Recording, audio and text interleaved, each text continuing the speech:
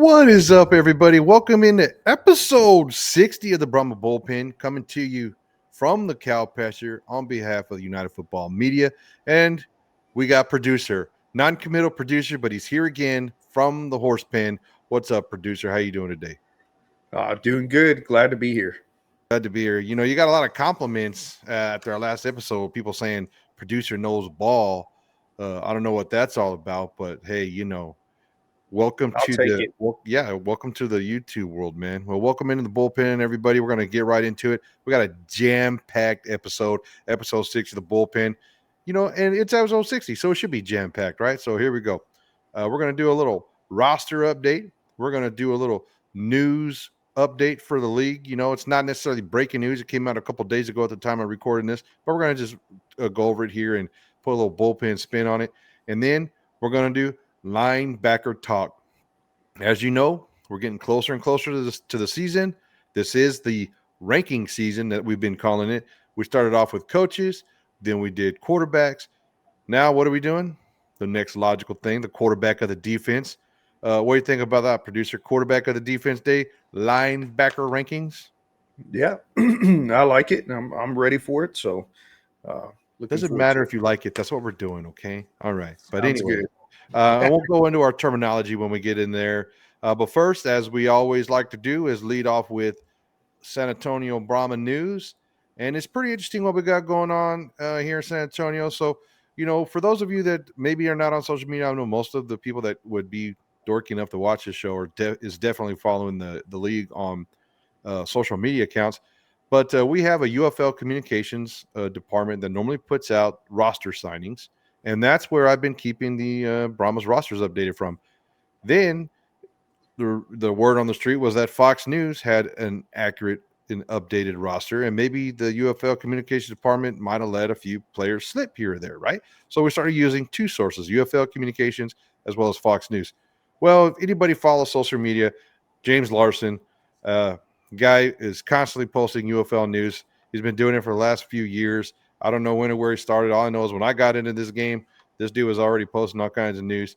And so we're using him as a credible source now, along with UFL Communications, Fox News, and James Larson. So I kind of did some roster updating. But first, breaking news. He put this out the other day. Jarrett Garantano, former Houston Roughnecks quarterback, has signed with the Brahmas. So now we have three quarterbacks on a roster. Kellen Mond, our projected starter. Hogan, who is a returning quarterback from last year, started one game, I believe, due to injury to everybody else. And then we got Garantano, who played there in Houston. And of course, everybody makes fun of me because I say names wrong and blah, blah, blah. So they give me one of the quarterbacks with the hardest name to pronounce. But producer, what do you think about Jarrett coming to the Brahmas? I'm glad to see that we've added some depth at the quarterback position. I mean, that's only going to benefit us, especially somebody that had the capability of starting last year. So glad to see him join, and it helps us out. So good thing. He was not the starter last year. I believe he played when someone else was hurt. And I really do think he's just there just in case. Houston used him as like a running option. He never was the primary go-to quarterback. He would come in situational scenarios, and they would use him on a case-by-case basis. I don't even think he's going to get that kind of action here in San Antonio. I believe he's just there because we have an extra roster spot. He was probably with Houston when Wade Phillips was up there. Wade probably got a little soft spot for him. I'm just guessing that. I didn't research that, but Wade Phillips has been known to sign Houston players. And so I'm just guessing that. Anyways, that's my thought. But, hey, we got three quarterbacks on the roster. I think he's going to be QB3 or situational QB because what I saw from Hogan last year, I think he's a pretty viable backup. But, hey, we got Kellen Mond, and he's going to make it all season. Anyways, moving along, more updating from Larson. So with the signing of Garantano, you have to make room on the roster. So, and we signed Greedy Williams at cornerback. So you can see a couple of players got cut. Aaron Nelson as wide receiver and defensive back Tyler Boatwright. I will tell you our wide receiver room is super deep. And so these are the updated rosters since the last time. Those are all the roster moves we've had for the San Antonio Brahmas since we had our last episode 59. So just real quick for everybody, here is the updated roster. You can see we got it. Garen Tarantano kind of up there at quarterback range, and we kind of clean it up a little bit. So feel free to pause this, do whatever you got to do. Also follow us on social medias at SA Brahma Bullpen. We're on X, we're on Insta, and we're on YouTube, right? So give us a follow, and the rosters will be posted there. All right. Any thoughts on roster news before I go on to league news? Do you want to redeem yourself from the nice things you said about Garen Tarantano, or you good? No, I mean I'm glad to have him on the Brahmas. Welcome him to the team, but I agree with you on where he'll be. Obviously, Mon's going to start, so I hope Mon stays healthy the whole year. But I think we have some capable quarterbacks if something does happen to Mon, which we definitely hope it does not. Yeah, and for those of you who do not watch Mon in college, extremely durable quarterback. I don't even remember him missing many games at all due to injury. So on to roster news. Now, I'll let everybody else know, me and producer talked about this UFL headquarters update one-on-one before the episode. We really don't talk about the stuff in the episode so much. We kind of just let it be organic as we go through it, i.e. he says things like Garen Tarantano is a good quarterback. He obviously doesn't remember Houston games. But anyway, I'm just kidding. I'm just giving the producer a hard time. Every quarterback in the league is a good quarterback. They're pro athletes. All right. So anyways, United Football League was excited to announce that they're increasing, extending, ratifying, I don't know, something with this whole hub concept. It was already well-known information. There was an Arlington hub. All the teams had offices up in there, and then they had extra practice facilities in and around the Dallas-Fort Worth area, and all teams were traveling in and out of Dallas back and forth. Why there was a need to repost this, I believe, is because the agreement that they had with the city of Arlington was renewed. Arlington probably has some sort of incentive-based system they got set up for the league, and this is just something to make the city feel wanted and needed, maybe to kiss the butt of that Arlington mayor. By the way, he's a jerk. Anyways, I know him personally. Anyway, but he's good for the league because he gives the league stuff. I don't know. I don't like him. Anyways, I digress. So I think they're just ratifying this agreement with Arlington, hosting the city's offices and everything. Here's my thought on it. I think it pushes the possibility of team relocation into markets. I think this is a confirmation that for the foreseeable future, we are going to be working off the hub model. I know they originally talked about hub model and as soon as possible getting into markets. I think we're not at the possible. I think they're staying hub, and I think we're going to stay hub for a while. And when I say a while, I mean multiple seasons from now. What do you think, producer? What do you think this UFL breaking news update from Arlington says about the league? I think the fact that they announced it, I don't have so much of a negative feeling about it. If they keep the hub model, but the league stays healthy, I'm fine with that. I want the league to survive, do well. However, I think the fact that they're investing in offices, perhaps planning for the future, it shows that where they're aiming for, what they're looking for. Perhaps additional office space may help them with expansion in the coming years. So I don't think that this is necessarily a negative thing. I'm fine with it. I'm glad that they're looking forward. Did I come off as negative? Well, maybe a little bit. I think so. I didn't say anything negative. I said this extends the hub model. I didn't say it was a negative. I have no problem with the hub model as long as the league survives and they continue to make San Antonio Brahmas feel like a San Antonio team. I'm okay with it. I was perfectly happy with the fan events they did last year, the extra things they brought the players down here, access to players, things like that. Everything was great. I have nothing negative to say about the hub model. I will say, like I mentioned, I feel this extends the hub model. Yeah, we would like to see them in their home markets, right? That would be the goal. We would like to see them. Is it? What's that? Is it?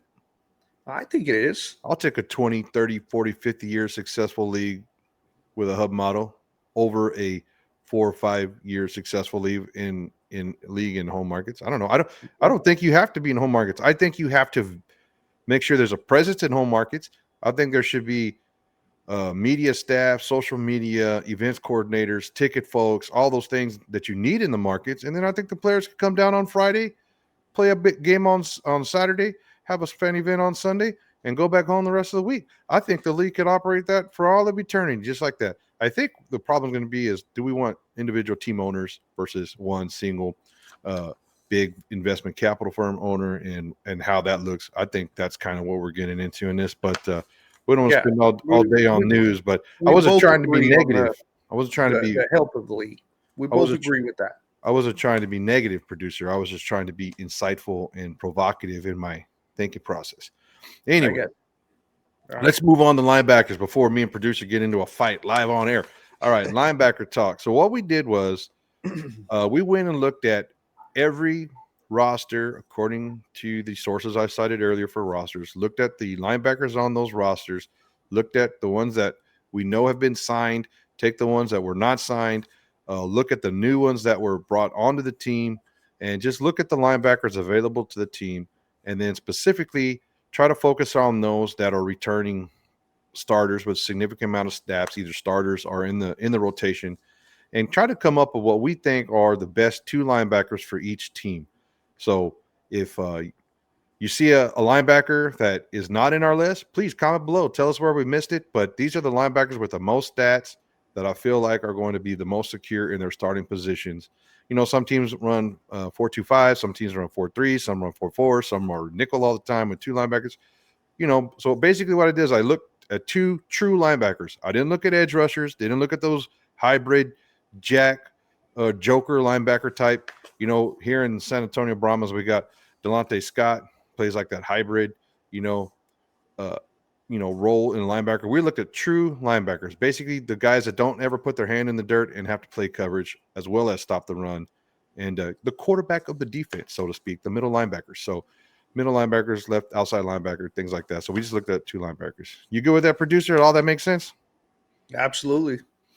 Put a lot of work into these linebacker stats, didn't you, buddy? All right, let's get going. You hit me hard this episode. You see that nervous laugh right there? Anyways, all right. We're going in alphabetical order by city this week, and then at the end, we'll pop up our rankings. Me and producer both got rankings, so here we go. So with Arlington Renegades, we got Donald Payne and Story Jackson. Donald Payne is a great linebacker, played 458 snaps for Arlington last year. You can see the grades we got there. We got total snaps, RDF. These are all PFF stats, by the way. Everything's listed PFF. I don't count every snap. I go off of a PFF website. Shout out to PFF for carrying the UFL stats. But anyways, he played 458 snaps. 169 of those were on run defense. 32 were on pass rushing. And 257 were on coverage snaps. Now, what I will tell you is that's based upon that person's assignment. So then you got the grades underneath there, 77.7 on run D. You got 74.3 on pass rush. And then you got 46.7 on coverage. If you look at the pass rush snaps, there's only 32. Got a high PFF score. That means when he did rush, he was effective. Coverage snaps, 257 coverage snaps. So he's out there covering tight ends and running backs, obviously, on a regular basis. A little bit lower grade. And then you got Story Jackson over here, same stats, 137 snaps total, a lot less snaps, not very many returning linebackers on the Arlington staff. I looked at the ones that were there. I think Story Jackson is going to get a fair amount of playing time, only having 137 snaps last year, but a little bit lower scores, 67 snaps on coverage. I guess, if you look at the pass rush snaps for both linebackers in this chart here for the Renegades, they score pretty high. So what do you think about these two fellers there, producer? Well, we see their overall grade pretty low, 57, both of them. A lot of that is due to one of the areas that they seem to struggle the most was in their coverage, their pass coverage. And so we know that with Arlington, their offense was not their problem. It was the defense. And so we kind of get an idea why they struggled so much. This was one of those areas of concerns. So if I were Arlington, I might be concerned going into the season. But there's definitely talent here, but there's still a lot lacking. Yeah, some of the analytics that go into these PFF scores.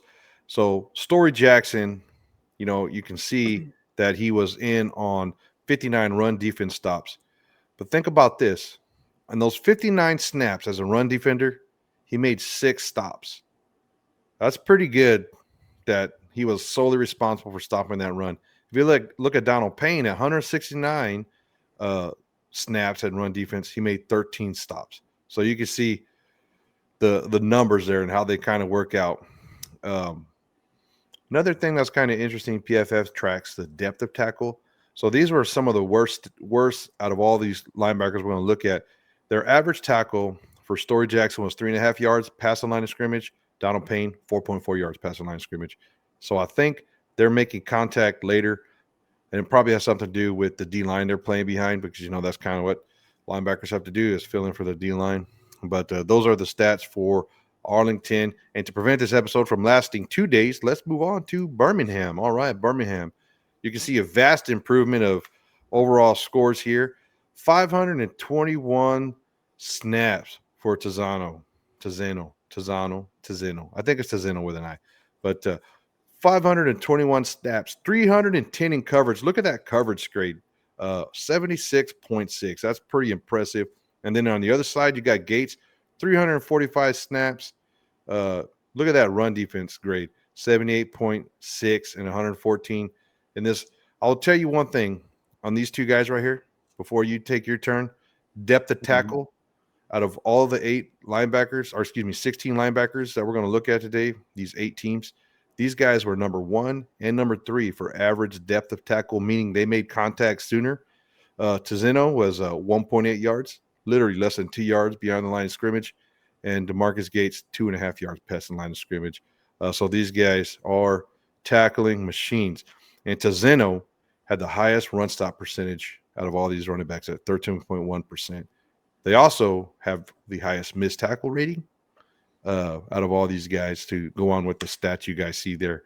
But definitely 2 stud linebackers for one of the best defenses in the league, the number 2 ranked defense in the league. What do you think, producer? These guys put forth a amazing effort playing for Skip Holtz. We know what that defense is capable of. We saw it with the Brahmas. We saw it in the championship game, how effective they were. And so, they're not, as far as their grades go, they're not particularly, at least the ones we have listed on the screen, they're not the highest in every area, but they're really good in every area. Nice. And so they're all around good linebacker core.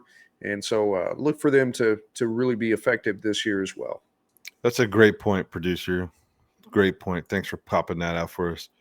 Moving on to Houston. We are going in alphabetical order by city right now. So Houston is number 3. So Houston, you got Marvin Moody at a 59.3, and you got JT Tyler at a 44.5. So, these guys, did I miss a graphic here? Look at that, producer. I missed a whole graphic. Sorry about that, folks. While producer is going to talk about Houston a little bit, I got to get to DC. I was like, man, I feel like I'm missing a team. I missed a whole graphic in here.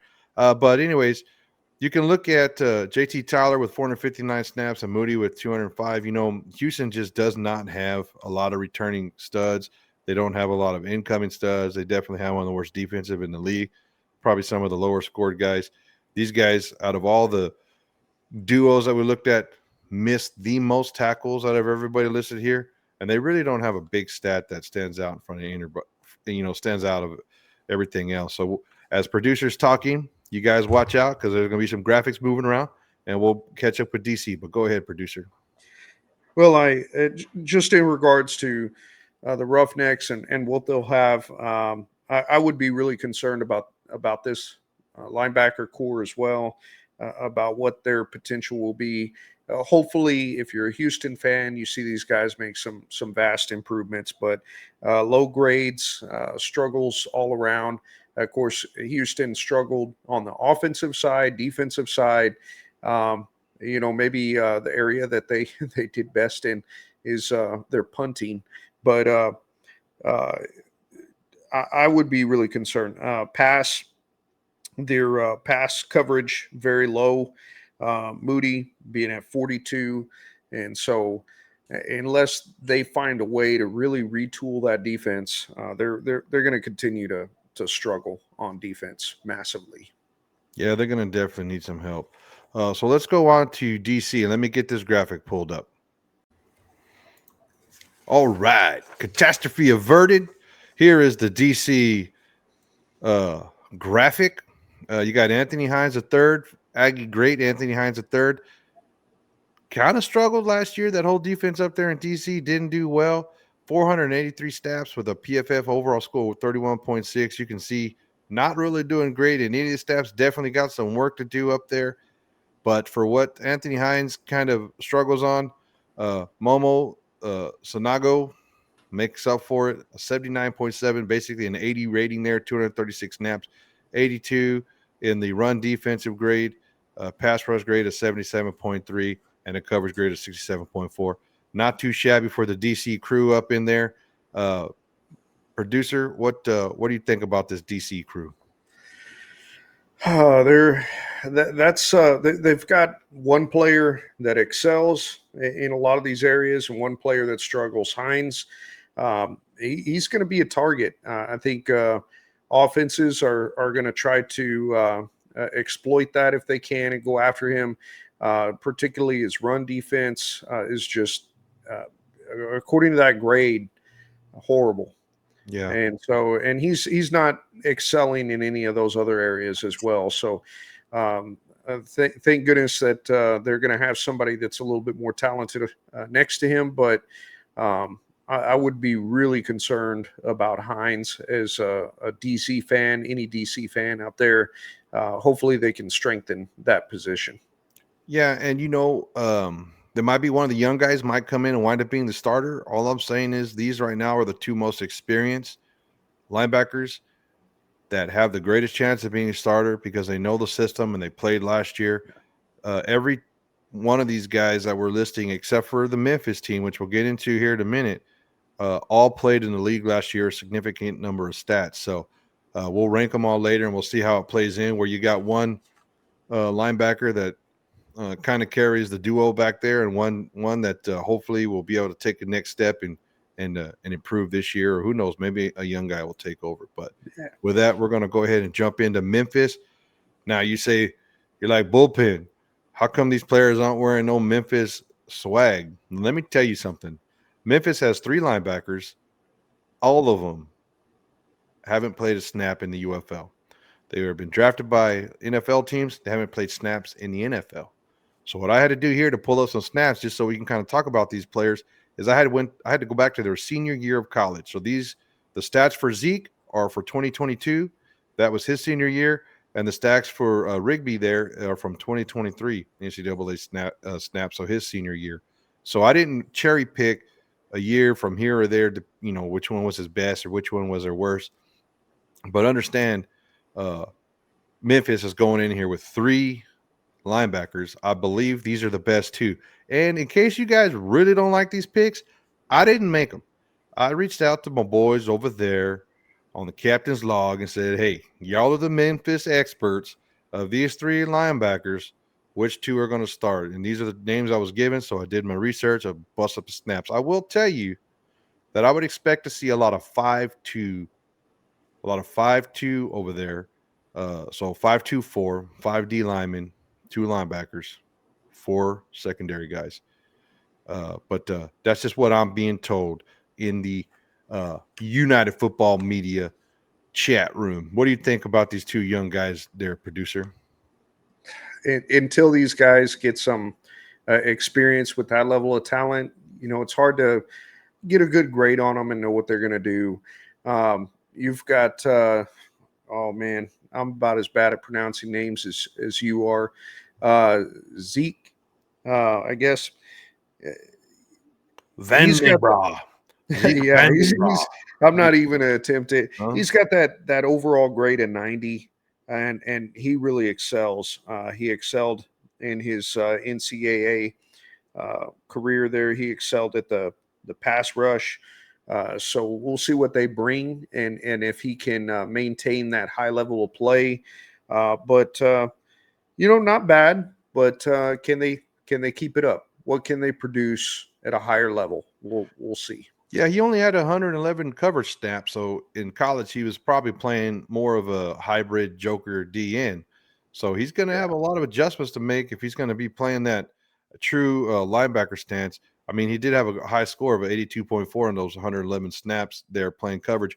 But you can see 317 run defense, 208 pass rush, by far one of the higher pass rush stats we're looking at today. So he had his hand down in the dirt. So we'll see what happens when he gets to the pro. What do you think about Yavandi Rigby over there?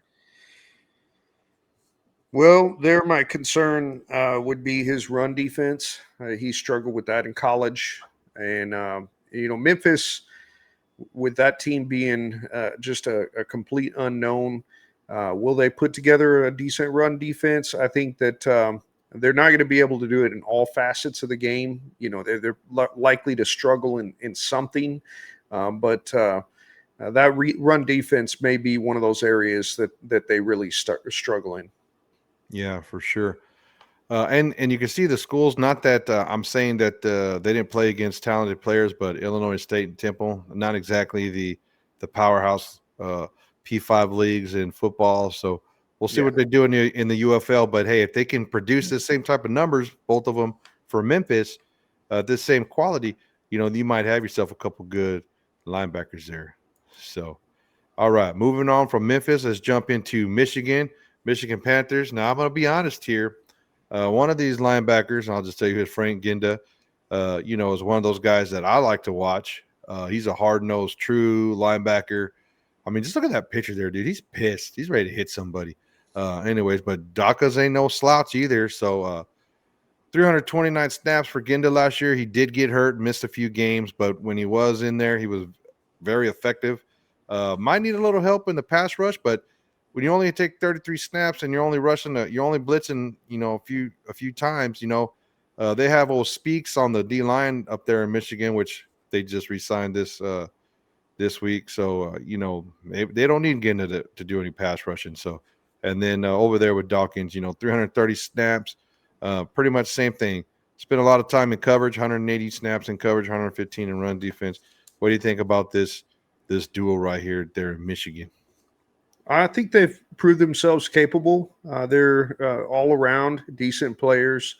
And so if they can continue to grow in their role, excuse me, I think that the Panthers are going to be good. I think they'll be a decent team and be very competitive. Don't have anything real negative to say about them, but I don't think they'll be the best core in the league, but definitely middle of the road. They're not going to be the worst either. Yeah, I will tell you, missed tackle stats, these two guys combined. So you're talking 211 run stop opportunities, right? 211 run stop opportunities between these two guys, one missed tackle each. I mean, that's saying something, man. That ain't a stat to poke no fun over. So, two missed tackles there, but these guys are definitely top of the line linebackers. And Frank Ginda, as he stays healthy, dude, he'll definitely be one of the best linebackers in the league. Running backs beware. But moving on down to San Antonio. All right, San Antonio. I posted a few times best linebacker duo in the league. Obviously, that's a little bit of a homer take, but I will tell you, okay, right off the bat, you got a 77. That PFF grade of 55.2 for Jordan Williams, I have no idea how that's possible. He is a tremendous tackler in the league. I want you to look at the total snaps at these guys. 554 snaps for Beckett, 591 for Jordan Williams. These guys have the most snaps each. They're 1 and 2 in total snaps last year for all of these players that we're looking at. They're both signed. They're both coming back. Look at the coverage snaps for Beckett. 307 times this guy went into coverage on somebody with an 82.9 grade. That is impeccable. You look over there, Jordan Williams, 338 cover snaps, still a very respectable 64.4. These guys, in my opinion, are the anchors of our defense. We got a great secondary, we got a great D line, but these guys are out there calling the plays and they're flying around. Look, 554 and 591 snaps. It's unbelievable. And the last stat I'm going to go in here, if you wanted to do missed tackles report, Devontae Beckett out of 202. Okay, 202. The next team closest to that would be like the 160, 170 range run stop opportunities. 202. There's a guy that we'll talk about in St. Louis that had 202 also. But 202 potential stops for Beckett, 0 missed tackles. 202 times the dude went in a run stop play, and he never missed a tackle last year. Jordan Williams, 207 times when he was in that position, in that run stop position, only 2 missed tackles. These guys are tied for first. 2 missed tackles between the two of them, both of the Jordan Williams side. What do you think about our San Antonio linebacker duo? Well, you talked about their number of snaps, how much they played. So you're looking at the durability, you're looking at reliability, how much Wade Phillips and that coaching staff, how much they lean on these guys and trust them, and how effective they are. So the numbers there. Obviously they point out that this is by the numbers, this is a good group. They're a very good group. But now another year under Wade Phillips and that defense, look at them, look for them to be perhaps even better. So another year that our defense is going to be really strong and maybe even lead the league. Yeah, the sideline to sideline speed between these two is unmatched by any of the other duos. The other duos have maybe a bigger guy and a faster guy. Some guys better in runs, some guys better in pass coverage. These guys are basically just as effective unilaterally, both of them. And you're not going to outrun them sideline to sideline. So definitely a duo, definitely a team to watch out for. The top 2 linebackers on the number 1 scoring defense in the UFL, both returning with the same defensive coordinator, same scheme, and of course with the great Wade Phillips as their coach. Going to be a tough duo to beat. And rounding out in no particular order, we're in St. Louis now. Mike Rose and Willie Harvey. Now I will tell you, this Mike Rose PFF overall grade of a 90.6, his run defensive PFF grade of a 90.3, and his coverage grade an 85.1. That I don't even understand how that's possible. But he did play 317 snaps, had some damage. Damage. Like, what are we talking here? Had some injuries. He took damage, fall damage. Yeah. Anyway, some injuries, missed some games. And then Willie Harvey, man, look at that pass rush snap PFF grade of a 90. So for what Mike Rose kind of struggled in with a 65.2, but whenever Willie Harvey blitzed, he got somewhere. He did what he had to do. What do you think about these two studs up in St. Louis? Yeah, they're scary. They're going to help the Battlehawks win some games. Definitely make them a hard team to beat. That's going to be a hard defense to play against. So I think they're going to be great. I wish that. I'll just say I think perhaps they could be the best duel in the league, in my opinion. But we'll see. I hope San Antonio proves better. But man, these are some talented guys. Yeah, when we talked about the Birmingham linebackers, they were 1 and 3 in depth of tackle. Well, Mike Rose was number 2, so he averaged 2.3 yards when he made those tackles, passing line scrimmage. So that running back wasn't getting very much room. He had the second highest stop percentage at 12.4%, and he had also 105 run stop opportunities. It is the only linebacker other than Devontae Beckett to not miss a tackle when put in those situations. So he's a sure tackler. And then with Willie Harvey, he only missed 2 tackles in the 202 times he was put in that situation. So 2 missed tackles between the two of them when in that run stop potential. It's pretty crazy. One of the other things to look at one of these stats as before we get into our ranking. You got anything else on these two guys? Nah, I'm You're good. good. One I'm of the good. stats to look at, PFF, they give a stat called it's called causing the offense to fail. It's a percentage of the play not working because these guys did their job. So when the other team had a running play, these guys filled the gap and made the tackle. The highest ranking stop percentage was Devontae Beckett at 22. Jordan Williams was at 14. Mike Rose and Willie Harvey were at 13 and 11, respectively. Uh, you go back up to the Birmingham guys, Tizeno, 21, DeMarcus Gates at an 11. I mean, you're just talking. Can you imagine being Beckett and at 22% of the time when he was in a run defensive snap, he stopped the other team? I mean, it's unreal. Same thing for Tizeno, 21% of the time. It's nuts, man.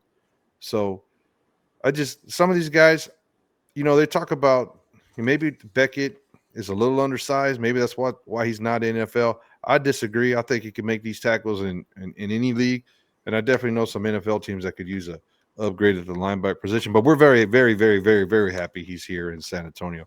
So we love having that linebacker duo. And with that, are you ready to pop up the ranking graphic, sir? Let's get to it. All right, ranking graphic. Bam. So there they are. So we're going to go through these one by one. I went with the home team like I should and went with the San Antonio Brahmas. I've been talking smack for 2 years that Williams and Beckett are the best linebacker duo in the league, pound for pound, step for step, tackle for tackle. Best duo in the league. And I'm sticking with it. Producer, save face and give me why is St. Louis number one in you just never put the Brahmas number one. Well, maybe this year we'll see him at number one. We'll see him at the end of this year when we look back. We'll see that they prove themselves to be number one. But when you look at number one and number two, we kind of flipped there with St. Louis and the Brahmas, and I really do think that St. Louis is perhaps a little bit more talented, but I think it's very close. Between those guys, I'd say it's 1A and 1B. I think they're both right there. Just the factors that you discussed, that we talked about, the stats and the things that we take into consideration, how they're ranked and what's considered in those analytics. I think that St. Louis has the edge, but it's not by much. And so they could both be in that number one spot, in my opinion. But I put it the way that, at least to start the season, I would anticipate them to perform. Did y'all hear the backup beeper? He just said they could both. Did you hear that? Anyways, all right. Well, I I just put the Brahmas number one because I think if you were to take those two guys, stick them together, they would be the best linebacker that you can make. Going on to number two, I got number two, St. Louis. Like you said, we just kind of swap 1 and 2. Definitely Mike Rose. You can't say enough about that guy. If he stays healthy all year, he absolutely makes that defense better. And he's intense. He's intense when he's playing football. He's one of those guys that he's going to put a hit on you. And then Willie Harvey, man, I really do think he's a great linebacker as well. So I got them at number 2. Now, say some nice things about the Brahmas linebackers, please. Some nice things. Oh, let's see here. Well, I will say that they. Oh man, You can't. You're at loss for words for saying nice things about the Brahmas linebackers. Well, I had a train of thought, and you kind of caught me off guard and changed it there. I mean, there's so many things that they excel at. You mentioned their speed, and we talked about their durability. Just the things that they excel at that perhaps don't immediately pop up on a stat sheet or show. You know, the intangibles that they have. I think they're great. One of my areas of concern is that pass rush. Which St. Louis was a little bit better at. And so I'm hoping that area is stronger than what we're seeing, at least projected by the PFF scores. But I think they're going to be great. So I do think that, but that's my reason for putting them at 2. Okay. And we both got the Stallions at number 3. I got the Stallions ranked number 3 because they are the second best defense in the league. But I just think that the St. Louis combined talent for Rose and for Harvey just kind of outdo Tizeno and Gates a little bit. And it's a close 2 and 3. It's actually a close 1, 2, and 3. In fact, when I did my ranking, I did it from the bottom up. Okay, I'll just tell you that. When we get lower down in this list, my answers are more definite. But I think those 3 teams are real close. Yeah, I agree with that. They're all so close. I mean, you can't knock the Stallions down too far below the other 2 between the Brahmas and Battlehawks. They're an excellent team, so look for them to really do well this year too. You go down to the Panthers with Ginda and Dawkins, 2 very, very, very stout linebackers. I don't know if I mentioned it when we went over the graphic, but they only missed in their run defense attempts. They only missed 1 tackle each. Both of them 100 and 111 potential stop opportunities. Each one of them only missed 1 tackle. I think Frank Ginda is going to be one of the top 2 or 3 linebackers in the league if he stays healthy. And I was very excited to see him come back because I will tune into a Michigan Panthers game just to watch him. Any thoughts on Michigan before we move on? I just agree with you on all the points with them. They're going to be solid and definitely top half of the league. Okay, we'll move on to DC. I'll let you go first on DC. What do you think about DC? That way I can just say I agree with you. Well, you bring up so many of these good stats. It's what can I add? You've got them all there. So these guys, Hines, of course, played a lot of snaps, and he's played a lot. The concern once again with the areas of coverage and how they'll do in coverage. I think that's going to remain a big concern. We'll see if they're able to shore that up at all. But I think they'll be decent. They'll be serviceable, but still believe bottom half of the league. I don't think they'll get in that top half. And I think that's just going to be an area that they're going to struggle with all year. Yeah, DC had the most missed tackles and run stop opportunities for linebackers. And I just think that they got the most improvement to make. And I think they might probably play behind one of the worst D lines. We haven't got into D line ranking yet, so I haven't done a whole lot of digging on that. But moving into Arlington Renegades, we got Jackson and Payne. I love Payne. We'll see what he can do this year. He has 13 stops where he made the other team's running play fail. So that's nothing to just scoff at. But we got them at number 6. They did have 2 missed tackles each, so little up there when you're looking at some of the other teams having 2 total. They have 4 total missed tackles in those run stop opportunities, and Jackson was only in that opportunity 57 times, so the ratio kind of works out that way. But what do you think about Arlington? They definitely need to improve their defense from last year. Absolutely. They're not going to be the worst, but once again, they're going to be one of those underperforming, underwhelming defenses. They're probably going to be playing from behind quite a bit and struggling to catch up in games.